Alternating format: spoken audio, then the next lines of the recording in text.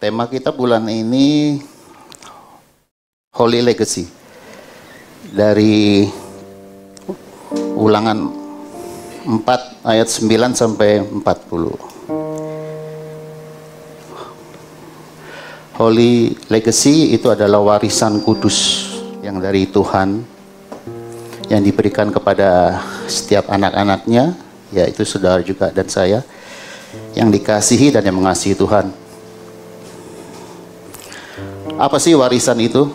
Kalau kita baca dan pelajari di Ulangan 4 tadi, ayat 9 sampai 40, itu kan intinya warisan yang diberikan itu adalah firman, ya. Setiap perkataan yang Allah ucapkan berupa Taurat, ya, di dalam perjanjian lama itu Taurat, ya. Tapi ada satu kalimat pendek yang menarik yang kita akan pelajari pagi siang hari ini bersama, itu di ayat yang ke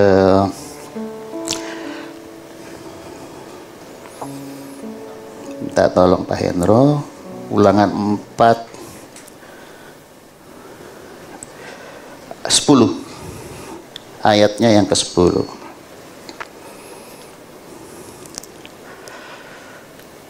Saya bacakan.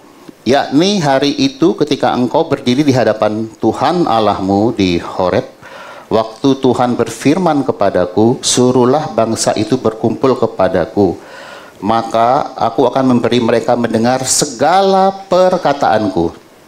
Ya, tadi saya katakan bahwa warisan kita itu ya firman. Ya. Kenapa firman? Karena dia bersifat kekal adanya. Perkataan Allah itu tidak dapat dibatasi oleh masa, waktu, dan ruang. Ya, perkataan Allah kita itu sungguh sangat dahsyat, ya. Sehingga, nah ini yang tadi saya bilang ada sedikit kalimat yang menarik saya. Mereka takut kepadaku. Itu yang kita akan bahas bersama. Takut akan Tuhan. Sebagai orang percaya, ya, pengikut Kristus, apa sih yang diartikan dengan takut kepadaku? Takut akan Tuhan. Lah, Tuhannya di sini hurufnya besar semua. Itu merujuk kepada Yesus, Sang Mesias yang ada. Jadi kalau ketemu kata Tuhan di perjanjian lama yang kapital semua, Tuhannya itu huruf besar semua. Itu sebenarnya pewahyuan di perjanjian baru adalah Sang Mesias, yaitu Yesus. Yesus itu siapa? Perkataan Allah, firman. Tadi kan Tuhan bilang, mendengar segala perkataanku. Jadi kita harus fokusnya sama Yesus. Perjanjian baru ini, kita kan hidup sudah bukan di perjanjian lama, ya Bapak Ibu Saudara. Kita kan sudah hidup di perjanjian baru. Jadi kita harus sekarang fokusnya ke Yesus. Perkataan Allah itu siapa? Ya Yesus, firman. Takut kepadaku. Ya, kita harus takut. Dalam arti di sini takut apa? Menghormati. Dari kecil kan kita diajarin, ya, kalau sama orang yang lebih tua harus hormat, ya. Apalagi sama orang tua kita. Terkutuk kalau kita kurang ajar sama orang tua kita. Umur kita akan pendek. Dalam pengertian pendek di sini, kita nggak selamat kalau kurang ajar sama orang tua. Apalagi membuang orang tua kita, ya. Tapi dikatakan kalau kita takut orang tua, hormat kepada orang tua kita, itu mencerminkan bahwa kita juga takut sama yang menciptakan orang tua kita. Siapa? Ya Bapa di surga. Begitu, ya. Jadi sehingga mereka takut kepadaku selama mereka hidup di muka bumi dan mengajarkan demikian kepada anak-anak mereka. Jadi tidak stop sampai satu angkatan saja. Takut akan Tuhan harus terus diajarkan turun-temurun sampai hari ini, bahkan sampai besok lusa selama-lamanya. Karena kehidupan di dunia ini kan regenerasi berjalan terus. Nggak mungkin dong kita usianya segini-segini aja, nggak mungkin. Jadi warisan Holy legacy yang sudah diberikan kepada kita, kita harus teruskan ke anak cucu kita. Jangan cuma ditelan sama diri sendiri aja. Terus berkesinambungan. Begitu ya. Jadi ini yang menarik hati saya pada hari ini. Saya ingin men-sharingkan ya, mengkhotbahkan juga mungkin bolehlah. Tapi kita ini kan semua pasti belajar, termasuk saya, belajar. Maka tadi saya bilang, pujian yang terakhir mau masuk firman itu luar biasa. Ku mau sepertimu, Yesus, disempurnakan selalu. Bisa nggak sempurna? Bisa nggak? Bisa. Karena Bapak bilang, kuduslah engkau, karena aku kudus. Sempurnalah engkau seperti Bapamu yang di surga. Tapi tentu sempurnanya kita ya tidak bisa sempurna seperti Bapa kita. Kita masing-masing ada ukurannya sendiri-sendiri. Sempurna kita di pandangan Allah itu seperti apa? Ada ukurannya. Wong iman kita juga semua nggak sama kok. Ya, bertumbuhnya kan bersama sih. Tapi kedewasaan iman itu kan nggak bisa bareng. Bagaimana kita memiliki totally surrender, hasrat, desire yang betul-betul haus benar-benar sama Tuhan. Nah, disitulah mulai kehidupan rohani kita akan bertumbuh. Tapi kalau dikatakan firman suam-suam kuku, ya maaf kata, bonsai, kerdil, ya segitu-segitu aja. Sampai Paulus mengatakan, untuk ukuran sebenarnya kamu tuh sudah harus jadi pengajar loh. Tapi kok masih senangnya mimik cucu. Ditegur sedikit, bukan orang yang tegur ya, firman. Ditegur firman, tidak ada rasa hormat sama Tuhan.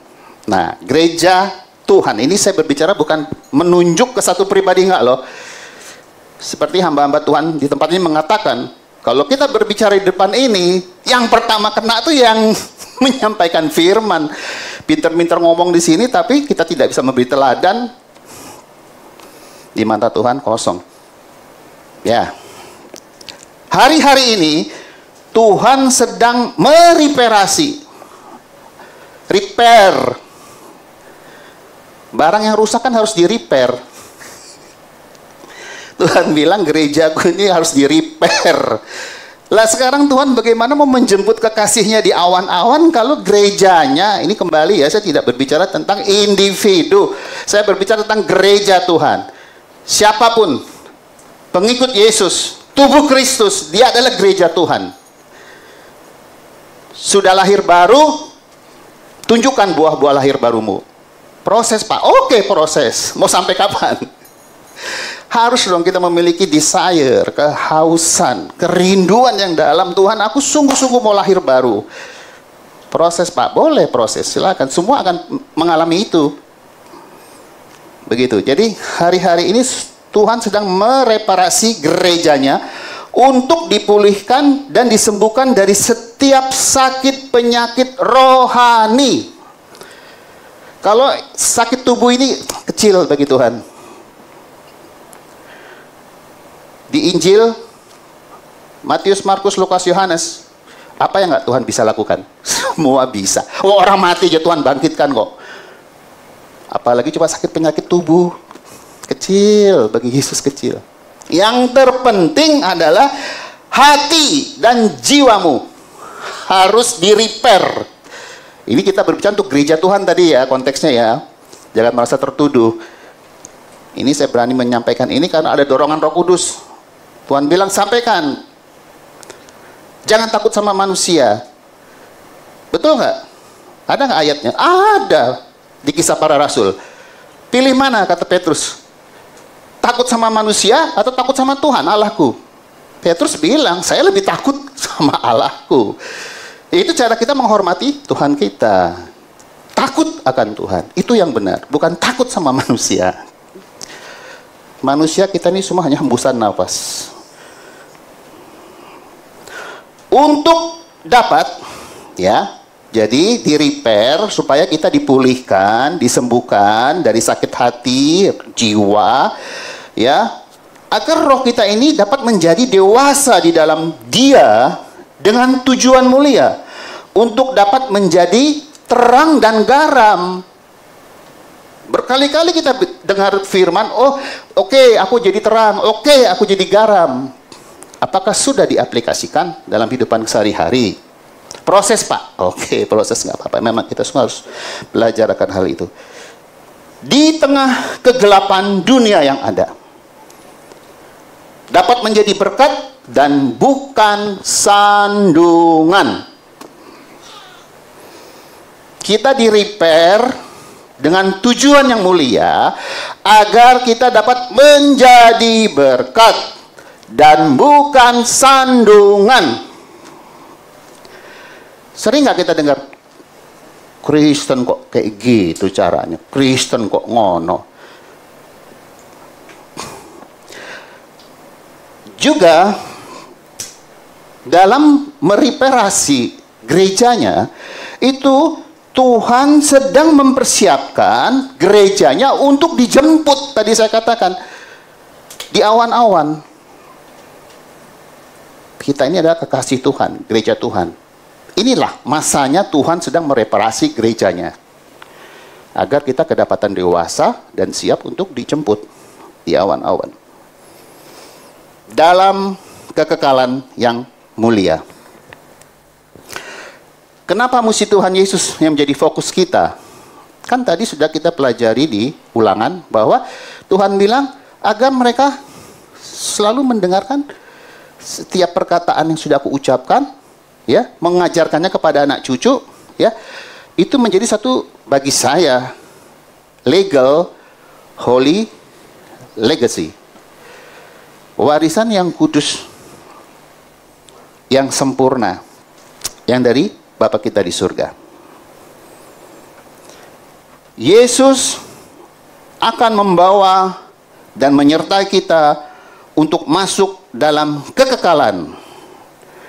Dan kita akan tinggal bersama Bapa, Firman, dan Roh Kudus selama-lamanya di surga. Jadi itulah tujuan hari-hari ini Tuhan sedang merepair gerejanya. Kenapa mesti di-repair? Nanti kita akan masuk ke situ. Tuhan melihat bahwa hari-hari ini banyak juga gerejanya yang menyakiti hatinya dengan melakukan perbuatan-perbuatan yang tanda kutip tanpa kita sadari sedang menyembah ilah-ilah lain. Kalau kita lihat di Ulangan 4 tadi, Tuhan nggak suka diduakan. Tuhan tidak suka diduakan. Cemburu.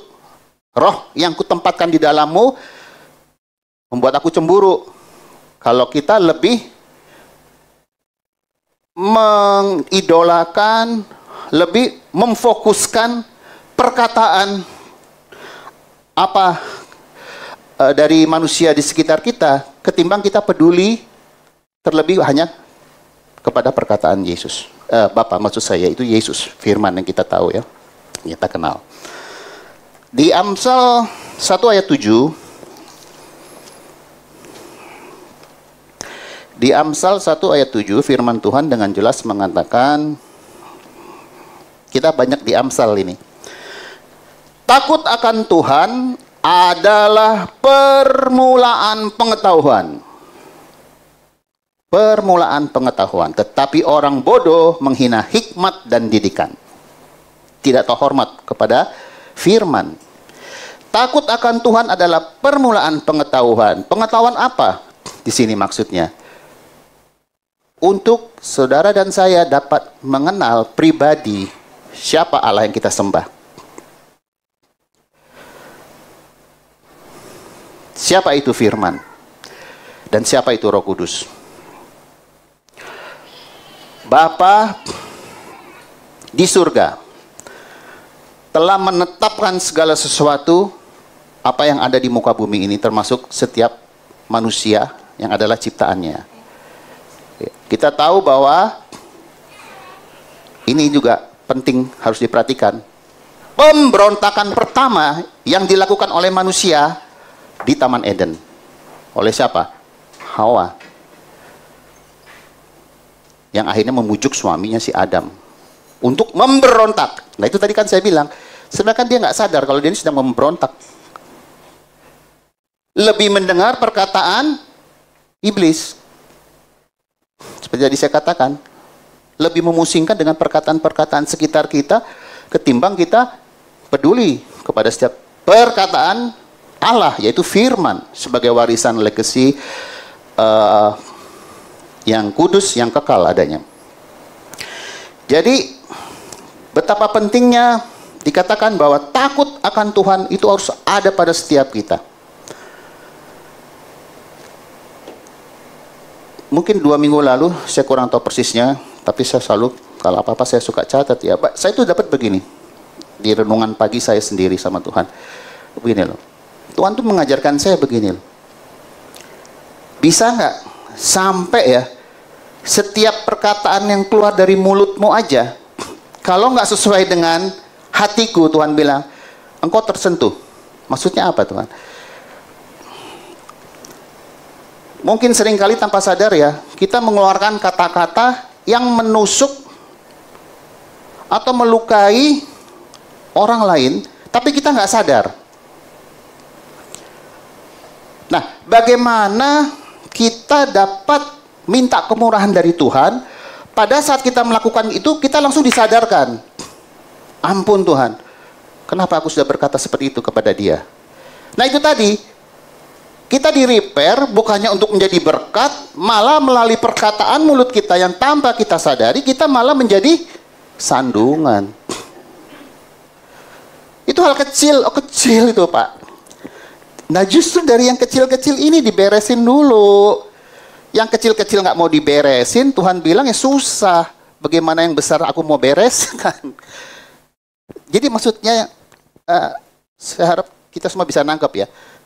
Ketajamannya kita dengan Roh Kudus itu loh. Lewat perilaku kita sehari-hari, apapun itu. Nah, setelah beberapa hari Tuhan Roh Kudus mengajarkan saya seperti itu, ala Roh Kudus ya. Tuhan izinkan, maaf ya, ini sebenarnya juga pastilah sering terjadi dalam kehidupan rumah tangga. Masalah kecil, emosi saya meledak ke istri saya. Tapi di situ langsung Roh Kudus bilang, itu nggak bagus. Walaupun mungkin di posisi kita yang benar, terkadang Tuhan mengajarkan untuk kita harus bisa ada penundukan diri. Oh, berarti apa yang sudah diajarkan beberapa hari yang lalu, pasti kan Tuhan suruh kita praktek ya. Apapun yang Tuhan ajarkan, kalau nggak ada prakteknya nggak mungkin. Pasti suatu hari akan ada prakteknya. Yang dimana kita mulai ngerti, oh ini maksudnya Tuhan. Nah kalau itu terus diasah, maka saya percaya bahwa tingkat kepekaan kita, kedewasaan rohani kita, itu pasti akan terus bertumbuh di hadapan Tuhan. Menjadi satu manusia yang sempurna di hadapan Allah, seperti firman Tuhan berkata, bahwa, ya seperti ini yang aku mau atas hidupmu. Seperti itu. Saya akan bacakan ada satu ilustrasi seperti ini.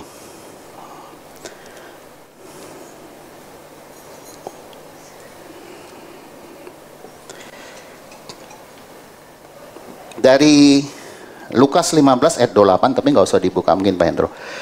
Maka marahlah anak sulung itu dan ia tidak mau masuk.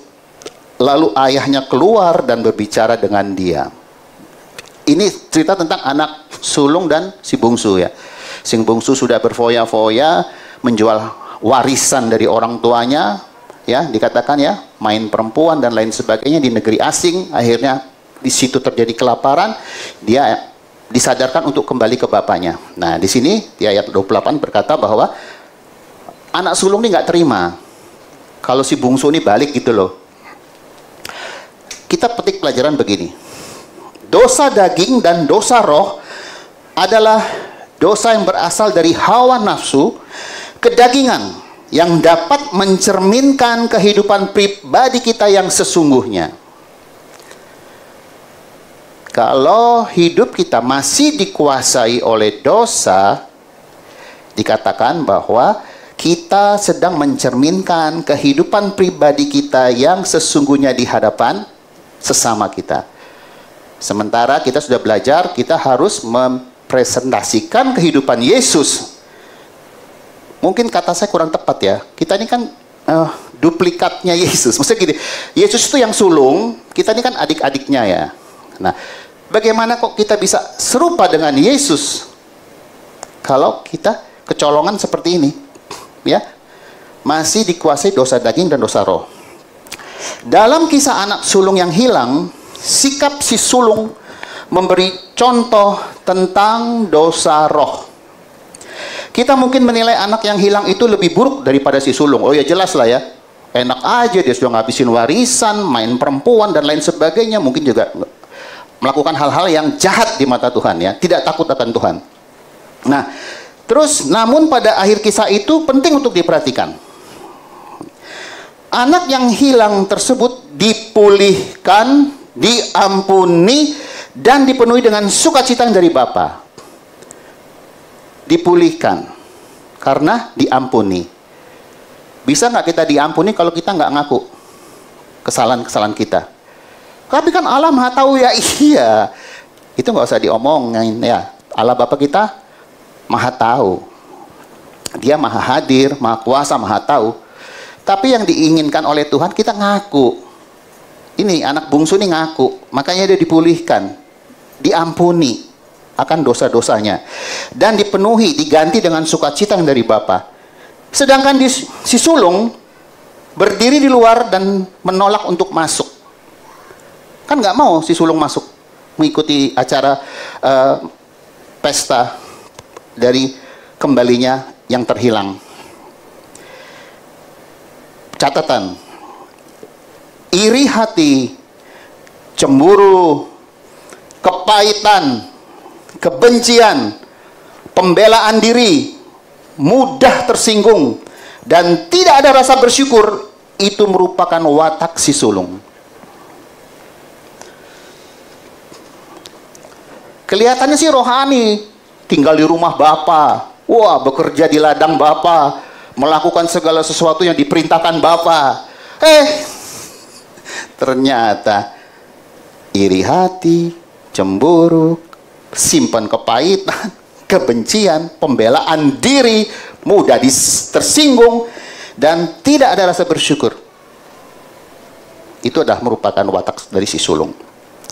Yang pada ujungnya, kalau watak itu juga ada pada kita, itu sangat berbahagia. Kok berbahagia? Berbahaya. Kepleset saya. Berbahaya. Ya, karena apa? Itu akan merusak ya. Merusak apa? Kehidupan kita secara pribadi, khususnya di hadapan Allah maupun di hadapan sesama kita manusia. Ya, makanya terjadi begitu banyak keluarga-keluarga, pernikahan-pernikahan yang tidak harmonis di dalam kehidupan Kristen. Ya, tidak ada juga pergaulan yang sehat kepada sesama, yang akhirnya itu akan dapat menyusahkan kehidupan kita sendiri kalau kita masih memiliki watak seperti si sulung. Begitu. Jangan biarkan sikap buruk membuat Anda kehilangan kesempatan untuk menikmati kasih pemeliharaan dan sukacita yang dari Tuhan. Kebusukan hati dapat mematikan kehidupan rohani. Tetapi sebaliknya, kasih kepada Allah dapat menjaga roh kita tetap kuat dan benar di dalam Kristus, karena kita sudah dibenarkan, yang dapat memberi dampak yang baik dan memberkati sesama. Ini bagian dari takut akan Tuhan. Memiliki karakter sama seperti Kristus, yang sangat berlawanan dengan watak si sulung tadi. Ada 7 yang perlu diperhatikan dalam tubuh Kristus yang harus kita juga pelajari bersama-sama. Gereja Tuhan di seluruh muka bumi, kita adalah tubuh Kristus ya, bagian dari sekelompok manusia yang sudah ditetapkan untuk diselamatkan, dipelihara loh. Kita ini kan nanti kan akan diselamatkan ya, dipelihara ya, jangan jadi domba sing bandel ya, sing senengnya nyari-nyari sesuatu sensasi yang akhirnya membuat gembala bingung. Terhilang nih, dombaku satu mana? Oh, di sana. Oh, dombaku yang ini, oh, nakal ini domba. Jadi biarlah kita terus mau belajar sisa-sisa hari yang ada ke depan ini untuk sungguh-sungguh lebih mengerti lagi ya akan panggilan setiap kita, the high calling from heaven above. Jadi panggilan yang tertinggi dari surga untuk setiap kita itu pasti ada. Tuhan menciptakan kita bukan untuk nganggur ya, di dalam kerajaannya pasti ada tugas kita masing-masing. 7 masalah penting yang perlu diperhatikan. Ternyata di dalam tubuh Kristus itu sangat sulit ditemukan kesatuan. Ini kerjaannya si jahat ini, untuk selalu memporak-porandakan tubuh Kristus agar terpecah belah. Nah, sementara Tuhan kan unity ya. Kita Allahnya satu, tapi hakikatnya 3 pribadi ini hakikatnya satu. Ada unity. Nah, ini kan satu contoh. Yesus kan bilang, agar mereka tahu bahwa kita ini satu Bapa, waktu saat Yesus berdoa sebelum meninggalkan murid-muridnya. Nah, tetapi kenyataannya gereja Tuhan di muka bumi ini tidak ada kesatuan. Satu sama lain saling menjatuhkan, menjelekkan, dan lain sebagainya. Padahal kita semua kan menyembah Allah yang sama. Bapa di surga di dalam Yesus Kristus Tuhan. Allahnya Abraham, Ishak, Yakub. Selain tidak ada kesatuan, setiap kita harus mau belajar, tadi saya bilang, memiliki kerendahan hati. Mau ditegur oleh firman, kalau Roh Kudus berkata sesuatu untuk kita kerjakan, ya kerjakan. Walaupun itu kita merasa, loh kok aku yang harus melakukannya duluan, tetap kita harus bisa merendahkan diri di bawah tangan kuat, di bawah tangan Tuhan yang kuat. Itu adalah bagian dari kerendahan hati sebagai seorang hamba kepada tuannya. Gereja Tuhan juga hari-hari ini memiliki kemalasan. Kemalasan untuk mengenal Tuhan lebih lagi. Sudah tertidur, enak, nyaman, sudah. Sementara kita ini harus. Waktunya ada. Bukan. Maaf, bukan untuk Ibu Ros. Enggak. Maksud saya, ya, tertidur ini terhibur. Apalagi habis refreshing dari Malang ya Bu. Pelayanan ya, amin. Iya. Iya, enggak, maksud saya bukan itu. Bukan secara literal tidur begini, bukan, maksudnya tidak ada kerinduan yang sungguh, roh yang menyala-nyala untuk mencari Tuhan itu. Ya, jadi gereja Tuhan ini memiliki kemalasan. Padahal sudah jelas di Perjanjian Lama, di Hosea kan bilang, umatku binasa karena tidak mengenal aku gitu. Nah, bagaimana tadi kita takut akan Tuhan? Itu kan permulaan hikmat untuk kita kenal Tuhan kita ya. Apa yang menjadi kerinduan Bapa kita hari-hari ini ke depan. Kan kita ini hidup sudah tinggal masa di mana menunggu Yesus jemput kita sebagai kekasih dan gerejanya. Terus gereja Tuhan juga tidak bisa menahan ini bocor mulut. Itu juga harus ya. Kembali bukan untuk buros ya. Bocor. Maksudnya gini, kita jangan memperkatakan yang sia-sia yang sebenarnya itu nggak perlu diperbincangkan gitu. Jadi pernah kok juga ada beberapa pastor di tempat ini. Sudah kita fokus sama Yesus, kita ngomong yang positif-positif aja. Yang membangkitkan semangat roh kita untuk melayani Tuhan terus gitu. Jadi yang nggak perlu dibicarakan, nggak usah dibahas. Tidak usah bocor mulut, maksud gereja Tuhan. Dan gereja Tuhan juga keraguan. Ini di poin yang kelima ya. Keraguan. Keraguan akan kuasa Tuhan. Masa sih Tuhan, kalau memang Engkau ada, aku sudah percaya kepadamu Yesus, tapi kok hidupku begini-gini aja, struggle terus. Saya suka dengan renungan yang suka dibuat oleh Kak Maria ya. Itu selalu dalam bagi saya artinya gitu loh, bahwa jangan ragulah, no doubt. No doubt. Ikut Tuhan itu jangan ragu. Tuhan itu sayang kok sama kita.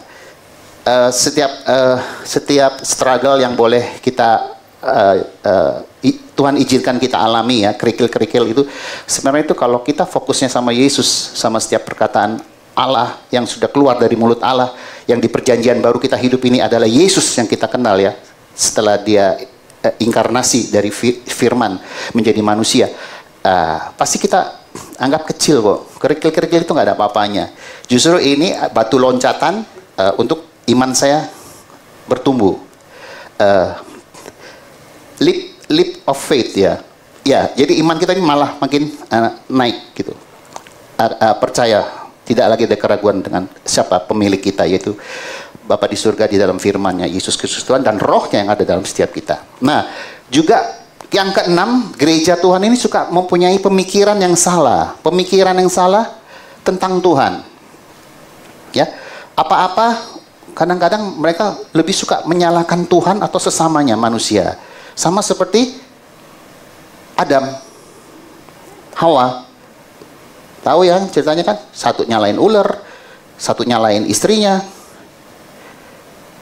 Gitu. Jadi tidak mau memiliki keberanian untuk Roh Kudus tegur aku. Kalau memang aku yang salah, ajar aku untuk merendahkan diri, merendahkan hati di hadapanmu, untuk ngakui bahwa aku yang salah gitu. Jadi pikiran salah dalam arti begini, bahwa setiap garis kehidupan, jalan kehidupan yang sudah Tuhan tetapkan atas kehidupan kita, itu harus kita syukuri.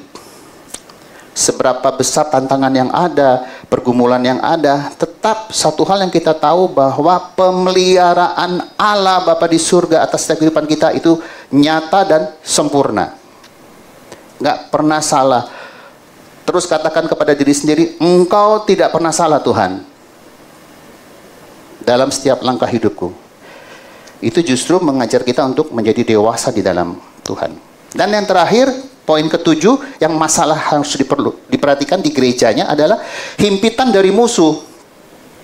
Himpitan dari musuh, kita ini sudah dibaptis, sudah lahir baru, tapi kenyataannya hari-hari kita itu masih hidup dalam kehidupan abu-abu kita di masa lalu.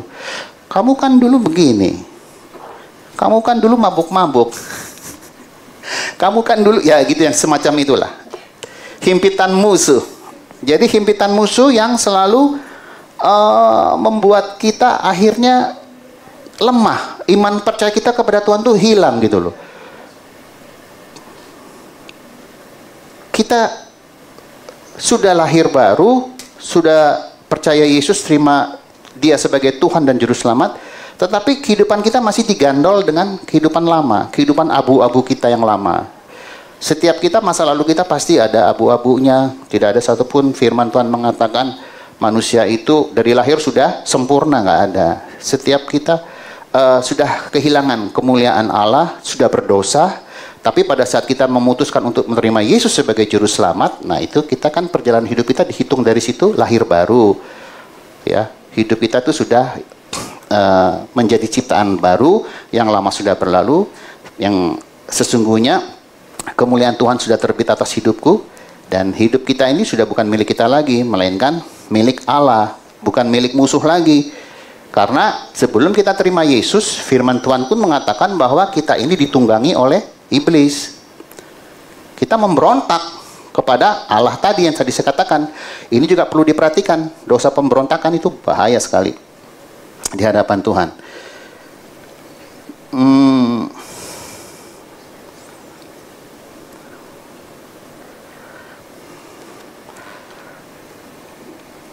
The hidden treasure itu adalah pribadi Yesus sendiri. Harta yang tersembunyi di dalam firman ini ya. Tadi pakai takut akan Tuhan adalah permulaan pengetahuan. Pengetahuan itu adanya di dalam ini. The hidden treasure. Harta kekal yang harus kita bagikan juga kepada anak cucu kita, sesama kita di lingkungan dimanapun saja kita berada atau ditempatkan. Ini adalah pribadi Yesus, harta pusaka yang bersifat kekal. Itu warisan kekalnya kita ya ini. Memang kita tambahkan bonus dengan harta-harta dunia ya. Itu kita bersyukur ya. Terlebih lagi kesehatan. Mujizat yang terbesar juga dalam kehidupan kita sehari-hari, bangun pagi kita masih bisa duduk ya, bernafas dengan sempurna, dapat oksigen gratis ya. Kita berdoa, terus kita menyembah, itu kan semua kekuatan datangnya dari Tuhan. Itu merupakan juga satu berkat yang besar bagi setiap kita anak-anaknya. Setiap hari kita harus melakukan seperti apa yang firman ajarkan. Memang kita harus terus belajar dan belajar dari Roh Kudus. Tidak menyembah ilah lain selain Tuhan. Selalu berbuat baik kepada semua orang. Jangan membalas kejahatan dengan kejahatan. Kita sudah tahu bahwa melainkan balas dengan kasih Bapa yang kekal dan tanpa syarat. Juga selalu berfokus hanya kepada pengajaran Tuhan Yesus saja. Bagaimana kita bisa tahu pengajaran Tuhan Yesus? Kita banyak belajar dari keempat Injil. Keempat Injil itu adalah ajaran murni dari Tuhan Yesus. Firman, perkataan Allah yang tadi di Ulangan 4 dikatakan harus kita mendengarkan dan melakukannya. Setiap perkataan yang keluar dari mulut Allah, yaitu firman Yesus. Di 4 Injil sudah jelas banyak sekali pengajaran Yesus berikan kepada setiap kita. Dan selain itu, setelah kita berfokus hanya kepada pengajaran Tuhan Yesus, maka alhasil kita tidak akan mudah diombang-ambingkan dengan situasi kondisi yang Tuhan izinkan boleh kita alami dari hari ke hari. Itu sesungguhnya seperti tadi saya katakan, hanya batu loncatan supaya setiap kita yang dikasih Tuhan dapat menjadi dewasa di hadapan Dia. Kok ketutup lagi nih? Sekarang kita coba lihat di Amsal 2 ayat 5 Pak Hendro. Amsal 2 ayat 5.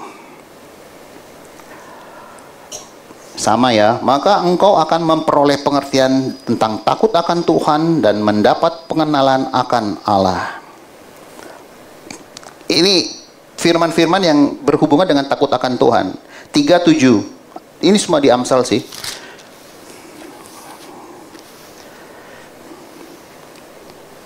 Ayat 7, janganlah engkau menganggap dirimu sendiri bijak. Takutlah akan Tuhan dan jauhilah kejahatan. Karena pada saat kita melakukan kejahatan di hadapan Tuhan, itu secara tidak sadar bahwa kita sedang melakukan pemberontakan kecil kepada Tuhan. Ya, sama juga itu dengan kita tidak takut akan Tuhan. Itu merupakan pemberontakan kecil kepada Allah. Nah, kalau dari kecil jadi besar, itu akan mendatangkan maut, berujung maut. Di Amsal 8 ayat 13, firman Tuhan.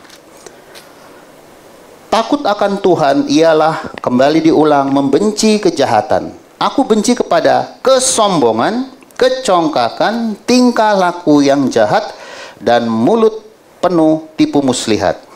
Ya, kita bisa banyak belajar kok.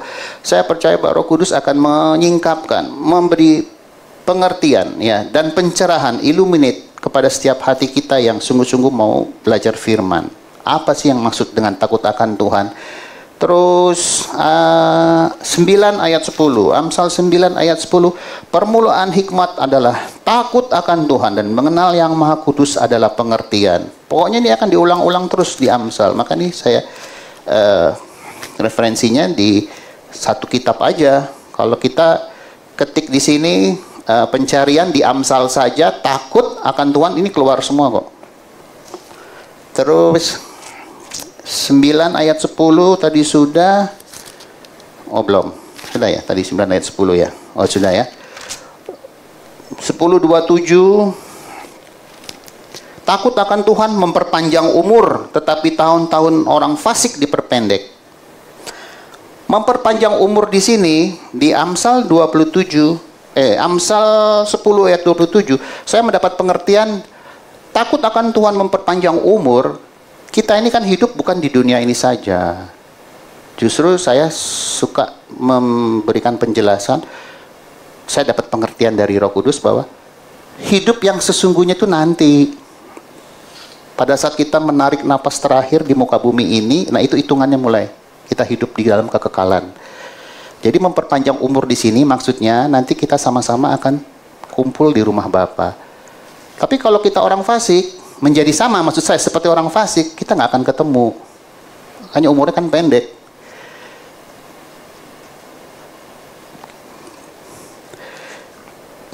Kita tahu sendiri tempatnya di mana kalau menjadi orang-orang fasik di hadapan Tuhan. Masuk ke 14 ayat 2 firman Tuhan, siapa yang berjalan dengan jujur takut akan Tuhan. Berarti takut akan Tuhan juga kita harus jujur. Dalam hal apapun. Tetapi orang yang sesat jalannya menghina Yesus. Ya. Tidak ada firman-firmanan. Jadi mereka merasa firman itu apa sih?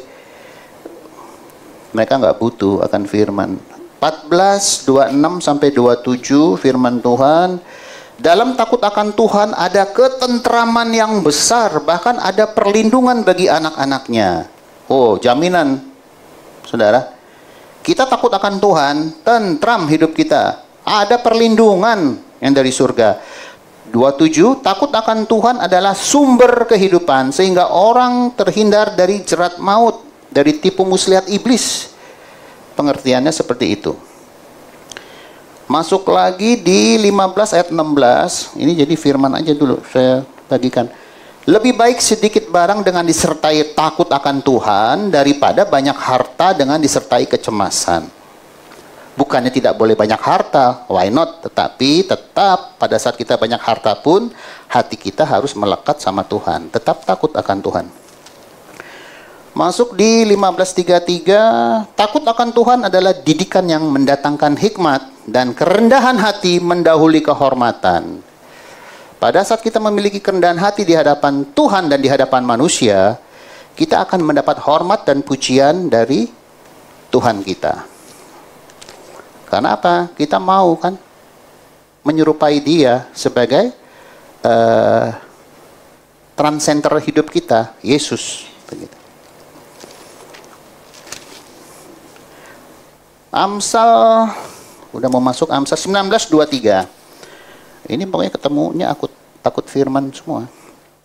Takut akan Allah mendatangkan hidup, maka orang bermalam dengan puas tanpa ditimpa malapetaka. Wis aman-aman. Takut akan Tuhan itu paling aman. Tempat berlindung dalam kehidupan di dunia ini adalah di dalam Tuhan. Takut akan Tuhan.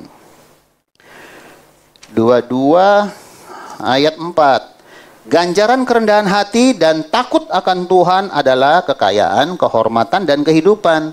Tadi kehormatan kita sudah berbicara sebelumnya ya. Kekayaan di sini kita jangan mengutamakan yang bersifat sementara dulu, tapi yang bersifat kekal adanya yaitu kekayaan rohani di dalam Tuhan.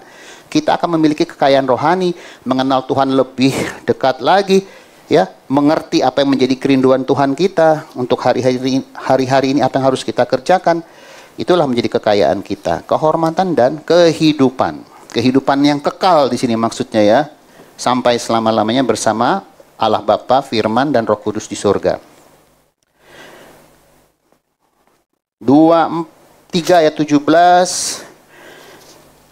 Janganlah hatimu iri kepada orang-orang yang berdosa, tetapi takutlah akan Tuhan senantiasa. Nah, ini senantiasa, ya. Bukan hanya hari ini saja, tetapi setiap hari hendaklah kita takut akan Tuhan dengan benar. 24, 21. Hai anakku, takutilah Tuhan dan Raja. Jangan melawan terhadap kedua-duanya. Takut akan Tuhan. Yesus yang adalah Raja di atas segala raja. Ya, kita nggak boleh melawan firman. 28 sudah mau selesai. Ayat 14. Berbahagialah orang yang senantiasa takut akan Tuhan, Tetapi orang yang mengeraskan hatinya akan jatuh ke dalam malapetaka. Semua takut akan Tuhan. Nah, ini terakhir khusus buat kaum ibu perempuan. Di 31 ayat 30, Amsalnya sama, tetap di Amsal. 31:30 firman Tuhan, kemolekan adalah bohong dan kecantikan adalah sia-sia, tetapi istri yang takut akan Tuhan akan dipuji-puji. Untuk kaum ibu dan perempuan. Suaminya mana? Ada di Mazmur 128.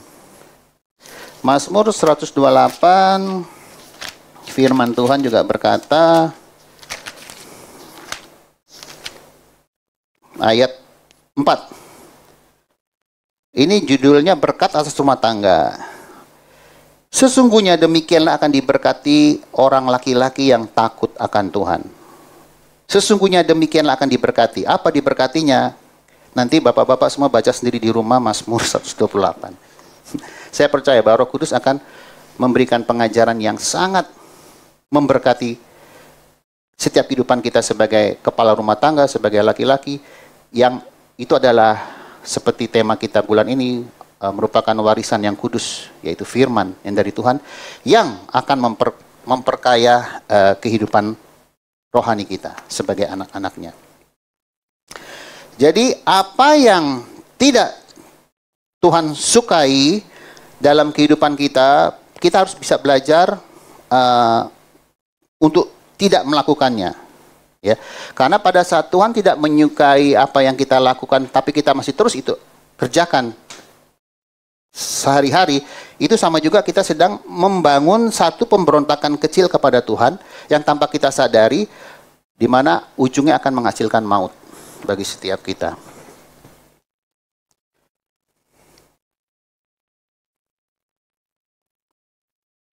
Biarlah setiap kita pada pagi siang hari ini dapat kembali mengerti akan firman Tuhan tadi yang dikatakan di Ulangan 4 ayat berapa tadi? Kita tutup dengan itu aja. Ulangan 4 ayat berapa tadi, Pak Hendro? 10 ya. Ulangan 4 ayat 10.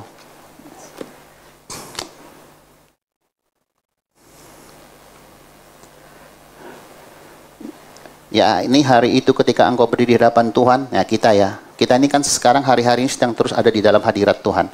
Allahmu, waktu Tuhan berfirman kepadaku, segala macam itu ya, untuk berkumpul. Kita ini umatnya sudah berkumpul di hadapan Tuhan ya.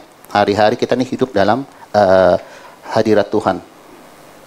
Yang maha tahu, maha hadir, dan maha kuasa. Maka Tuhan akan memberi kita pelajaran ya, pembelajaran ya, untuk mendengar segala firman-Nya. Yaitu kalau kita hidup di perjanjian baru, ini konklusi ya yang saya bagikan ya, yaitu firman Yesus ya. Perkataan Allah kita itu sudah inkarnasi jadi manusia, yaitu Yesus, manusia Yesus. Jadi kita biarlah sekarang harus fokus hanya kepada Yesus. Setiap perkataan Yesus, sehingga kita takut kepada Allah Bapa di surga ya, menciptakan alam semesta ya. Takut kepada Yesus Kristus Tuhan sebagai firman yang berkuasa. Takut kepada Roh Kudus yang sudah diberikan, ditempatkan dalam setiap kehidupan kita pribadi selama kita hidup di muka bumi ini ya, dan mengajarkan semuanya itu kepada anak-anak kita. Kalau sekarang berbicara anak-anak kita, bukan anak-anak kita saja ya, keluarga besar kita, lingkungan kita berada di mana Tuhan tempatkan, itu kita harus juga tetap saling mengingatkan, saling menopang satu sama lain, dan mengajarkan tentang perkataan firman Tuhan yang menjadi fokus hidup kita hari-hari ini ke depan. Tuhan Yesus memberkati.